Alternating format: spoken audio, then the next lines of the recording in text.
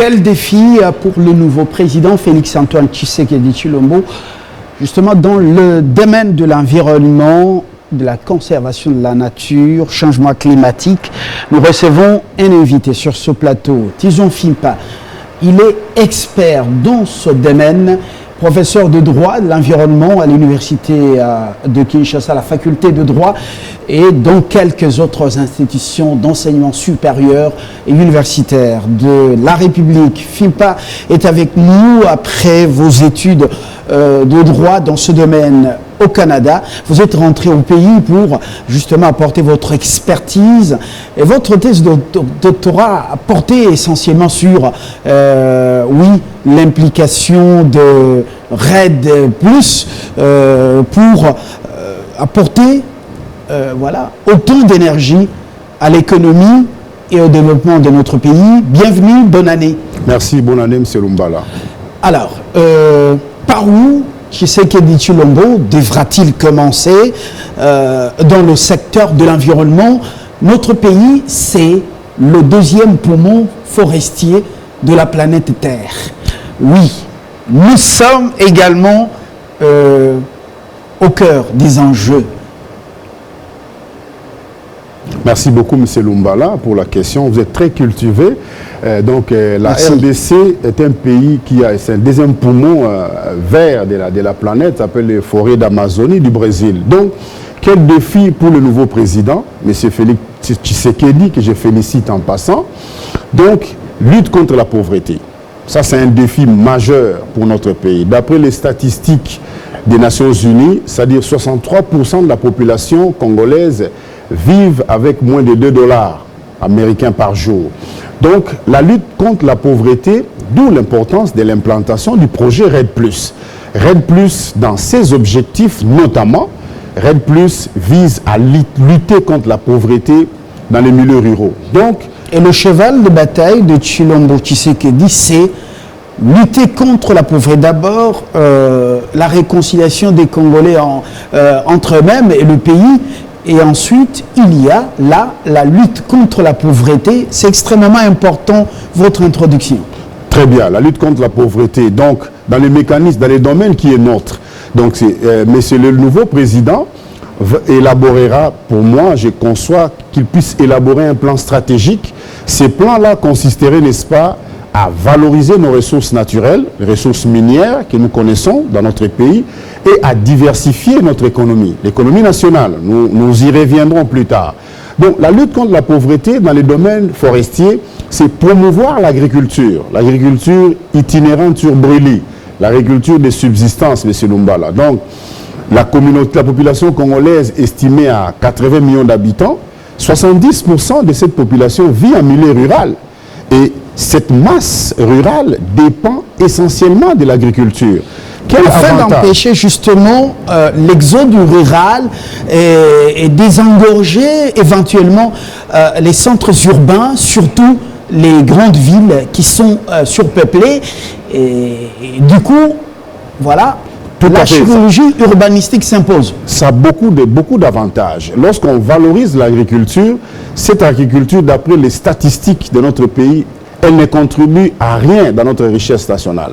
Alors, 90% de l'agriculture de subsistance, cette communauté rurale dépend essentiellement de cette agriculture. Qu'est-ce que nous allons faire? Lorsque le REDD+ sera implanté, il y aura un principe qui sera appliqué, le principe de développement durable et de sécurité alimentaire. Alors, ces principes feront en sorte qu'il y aura promotion de la culture maraîchère.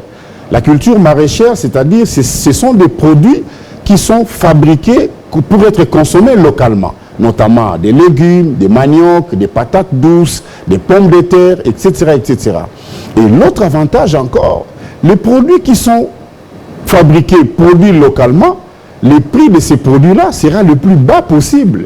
C'est ce qui permettra à la communauté locale, n'est-ce pas, de s'en procurer avec beaucoup plus de facilité. Alors, faites en sorte que, justement, cette interview se transforme en une sorte d'interview d'embauche. Je dirais, il vous est demandé d'exposer au nouveau président. Il n'aura pas assez de temps d'écouter des littératures, des longs discours. Il va écouter des gens pragmatiques avec des propositions concrètes. Vous êtes expert dans ce domaine. Concrètement, en grande ligne, qu'est-ce qu'il doit faire Iketununk pour les 100 premiers jours? Concrètement, le président de la République va mettre en place un plan stratégique. En quoi consistent ces plans stratégiques? Actuellement, notre agriculture ne contribue pas à l'accroissement de la richesse nationale. Qu'est-ce qu'il va faire? Il doit implanter impérativement les projets RED+. Avec ces projets, notre agriculture va contribuer à concurrence des 35% de notre économie nationale. 35%. 35%.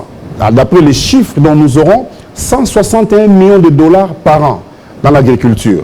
Alors, les compagnies qui viendront s'installer dans notre pays, ces compagnies agricoles vont payer des taxes à l'État.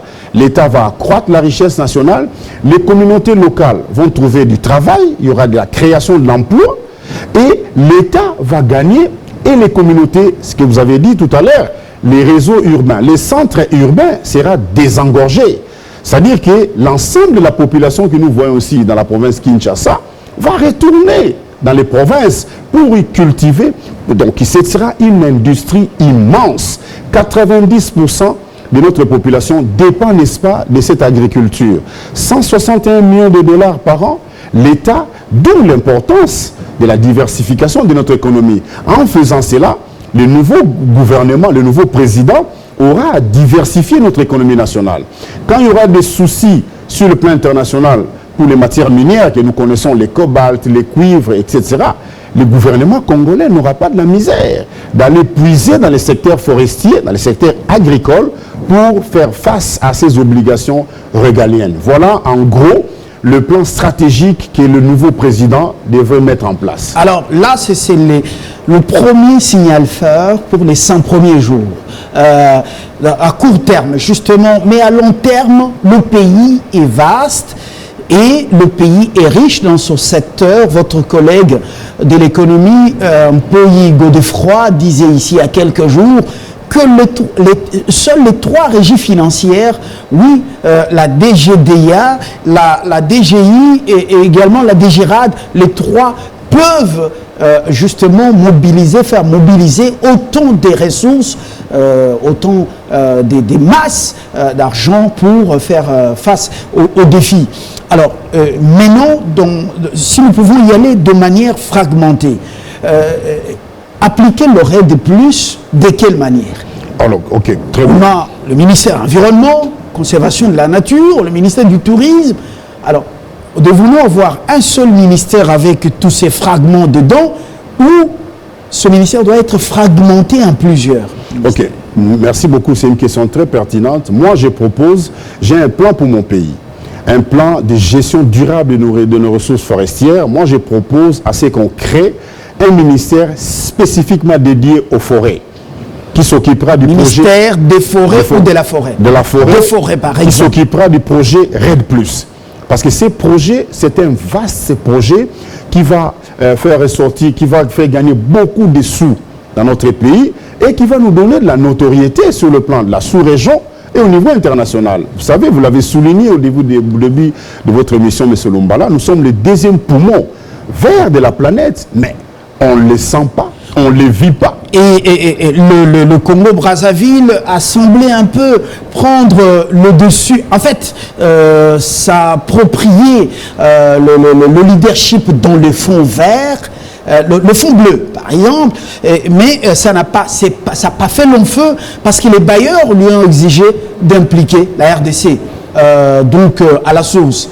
Du coup, eh bien, on observe ce qu'on appelle on observe un silence de cimetière. Alors, comment nous remonter notre leadership ou l'assumer à ce niveau? Voilà, moi je l'ai dit tantôt, là j'ai un plan, j'ai un beau plan pour le pays. Ce qu'il veut faire, c'est quoi avec le nouveau président? C'est la bonne gouvernance forestière. La bonne gouvernance. Notre pays a un beau cadre juridique. Notre pays a un bel arsenal juridique forestier. Ce qui pose problème dans notre pays, c'est la mise en œuvre de ces cadres-là juridiques. C'est la mise en application de ces cadres. Nous avons des textes qui prévoient des sanctions appropriées mais cela ne s'applique pas. Donc, une bonne gouvernance forestière nécessite que l'installation, n'est-ce pas, les renforcements des capacités gouvernementales, des capacités institutionnelles pour réussir ces projets RED+. Le nouveau président devra-t-il faire comme Lula à son époque, agiter la menace et soi-disant je vais couper, je vais mettre fin à toutes les forêts, ou bien je vais entreprendre une autre action, ou comment faire, parce que le président Kabila, le président sortant à l'ONU, il a fustigé le comportement des grands pollueurs, les États-Unis, la Chine et tant d'autres, oui, qui nous demandent, nous, de garder, de préserver nos forêts, mais en contrepartie, rien. Il n'y a que des promesses creuses. Que devra-t-il faire le nouveau président? Mais s'organiser sur le plan interne, sur le plan national, comme je l'ai dit tantôt, c'est-à-dire mettre en place de nouvelles institutions qui sont capables de faire appliquer les lois forestières, renforcer les capacités gouvernementales, appliquer les codes forestiers de 2002 qui a été bien confectionné. Ces codes ne s'appliquent pas. Au moins la majorité, la majeure partie de ces dispositions ne s'appliquent pas. Donc le défi c'est quoi? C'est la bonne gouvernance. Nous n'avons pas à faire des pressions sur le plan international, mais plutôt mais les nous organiser. Ne donnent rien en contrepartie. Tout à fait. Ils ne donnent rien parce que nous, de notre côté, nous ne sommes pas organisés, M. Lumbala. Si le secteur forestier est bien organisé, si le projet RED+ est bien implanté, vous allez voir que nous allons être un pays très riche, nous serons très convoités. La transition écologique, c'est la RDC qui sera qui prendra le leadership. Les fonds bleus, les fonds d'investissement pour la forêt, les programmes ONU, RED+, tous ces fonds-là dépendent de l'organisation. Le crédit carbone, la liste semble être longue. Voilà. Et donc, tout cela dépend de l'organisation de notre pays. La bonne gouvernance forestière, c'est un défi majeur à relever. Cette bonne gouvernance, avec la participation ou l'implication active des communautés locales. Les communautés locales concernées, parce que ce sont ces communautés-là qui sont des gardiennes de ces forêts, qui nouent des relations intimes avec ces forêts. Alors ces communautés, à l'heure actuelle, elles sont écartées, elles sont exclues dans la gestion, dans l'élaboration de ces politiques forestières. Donc, il faut intégrer cette donne communauté locale, mais vous allez voir que sur le plan économique, nous aurons des gains économiques et nous avons chiffré plus de 4 milliards de dollars. Les tourbières, tout ça, zone de tourbières. La RDC abrite la plus grande zone de tourbières dans le monde. Et des tourbières, ce sont des réserves, des pièges à carbone qui servent à contenir les émissions, la pollution de 3 ans d'émissions de gaz à effet de serre. Ça se trouve dans notre pays. Donc nous avons intérêt à implanter les projets RED+, et ces projets vont apporter des gains économiques, sociaux et politiques et écologiques même sur le plan interne. Et vous allez voir que la RDC gagnerait en notoriété au niveau de la sous-région, au niveau du bassin du Congo, et sur le plan international. Pourquoi pas la RDC organiser la conférence des parties de la Convention cadre des Nations Unies sur le changement climatique. Donc tout dépendant du sérieux que notre pays mettra en œuvre, parce que nous sommes un grand pays avec les richesses, et le budget de notre pays ne peut pas être de 4 milliards ou de 5 milliards. Nous avons un pays où nous devons avoir un budget même de 80, de 100 milliards de dollars. Vous voyez, donc c'est ça les défis à relever. Alors vous proposez, vous dites que dans la fragmentation de ces secteurs, on devra prioritairement avoir un ministère des forêts, et deuxièmement, un ministère je propose un ministère chargé de la forêt qui s'occupera du projet RED+. De l'application. La mise en œuvre du RED+. Parce que le RED+ a 3 grandes phases. Nous avons l'implantation ou le lancement du projet, nous avons l'application et la mise en œuvre du projet, et après l'évaluation des résultats et les suivis. Donc, à l'heure actuelle, la RDC n'est qu'au niveau de la première phase, l'implantation du lancement du RED+. Alors le RED+, a été juridiquement, pour votre information, lancé en 2007, mais nous sommes en 2019. Nous avons un retard énorme. Très bien. Alors, deuxième ministère qui peut s'avérer important, toujours dans ce secteur. Ministère de l'Agriculture et du Développement rural. un ministère très important qui va accompagner le projet RED+. Et où est-ce que vous allez placer le changement climatique, la conservation de la nature et l'environnement? Un ministère qui sera resté ministère de l'Environnement et Conservation de la Nature. Ce ministère-là et tourisme. Donc moi je propose qu'il y ait un ministère Environnement, Conservation de la Nature et Tourisme et un autre ministère chargé de la forêt, projet RED+, avec un autre ministère de l'Agriculture et du Développement Rural pour créer une synergie entre ces trois ministères pour favoriser le développement social de nos communautés et faire lutter contre la pauvreté, baisser cette pauvreté au niveau du pays. Justement, alors nous ne sommes plus au stade de... Oui, des négociations, les élections viennent de se tenir, même si les injoncteurs avec leurs médias de propagande ne font que tirer sur nous et sur voilà ce qui se passe au pays, rien de bon selon ces prédateurs. On connaît leur approche, mais élection il y en a eu, voilà, partage le gâteau, ça ne sera pas comme à l'époque de négociations politiques, ce qui fera que on ne va pas redistribuer le butin de guerre, il n'y en a pas pour faire plaisir à tel ou tel. Alors, au lieu des débrouillards dans ces ministères stratégiques, qui doit-on prendre? Mais moi, je suis au niveau des critériums. Ouais, je me soumets à la discrétion du président de la République. Non, d'abord le critérium. Les critères, on a placé des débrouillards à la tête de ces ministères durant beaucoup d'années quand même. Les critères, moi je pense, c'est le premier critère qui me vient à l'esprit, c'est la compétence. C'est-à-dire un ministre qui sera compétent, qui connaît la matière, qui connaît comment distribuer la matière pour aller défendre la matière même au niveau des instances internationales. Donc moi je pense que les critères compétence est très important pour essayer quand même de relever ces défis. Mais vous savez qu'il y a toujours un fossé entre les compétences et voilà le savoir-faire. Oui, je pense qu'au départ, il faut qu'il y ait quelqu'un qui est compétent d'abord. Et entrer dans le ministère, il y aura des réalités, il y aura des ajustements, il y aura des adaptations. Quelqu'un qui est déjà compétent est capable de s'adapter sur le terrain, aux réalités, aux vies, au sud des réalités du terrain. Je pense que le critère compétence est très important. Alors, à ce niveau ici, justement, on voit que Trump n'est pas dans la logique de ce changement climatique. Bon, on sait qu'il a aussi moins de 2 ans qu'il reste à la Maison-Blanche. Mais est-ce que l'espoir est-il permis au côté changement climatique? Comment le Congo pourra-t-il en tirer bénéfice avec son nouveau leadership? Voilà, mais je l'ai dit tantôt, donc je dois me répéter parce que c'est très important. Le président américain Trump, il est contre le changement climatique. Je pense qu'il est minorisé.